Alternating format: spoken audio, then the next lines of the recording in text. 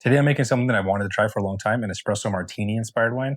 I'm an espresso lover, as you can see by my awesome setup here. First, I'm going to coarsely grind 115 grams of coffee that was just roasted on August 4th, which in the coffee world is extremely fresh coffee.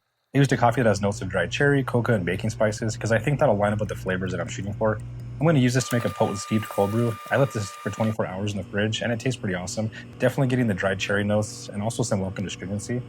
Next, I added 2.5 pounds of sugar because I'm shooting for 15 to 16% alcohol for this 1 gallon batch.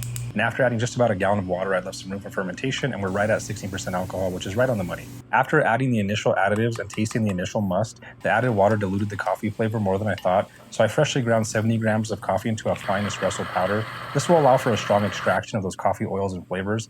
After all, this wine is an experiment, and this is what I love about making my own wine. I let this sit for 24 hours and let the must reach the pinnacle of readiness before I threw in the yeast. Now I'll add an entire packet of yeast, which I'm going to use EC1118 because it has a high alcohol tolerance of 18%. So since this wine is 16%, we should reach our target alcohol with no problem. This is just the first stage. I have plenty more ingredients to try and reach that powerful vanilla, chocolatey, creamy goodness we all know from an espresso martini. Follow along and watch the whole process as I get it from grind to glass.